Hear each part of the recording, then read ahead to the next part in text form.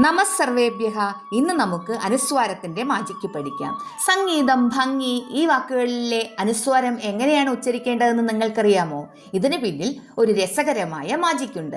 അനുസ്വാരത്തിന് ശേഷം ഏത് വർഗമാണോ വരുന്നത് ആ വർഗത്തിലെ അഞ്ചാമത്തെ അക്ഷരമായി അത് മാറും. ഉദാഹരണത്തിന് കവർഗത്തിലെ ഗ വന്നാൽ ങ ആയി മാറും. അതുകൊണ്ടാണ് സം പ്ലസ് ഗീതം സംഗീതം എന്ന് നമ്മൾ പറയുന്നത്.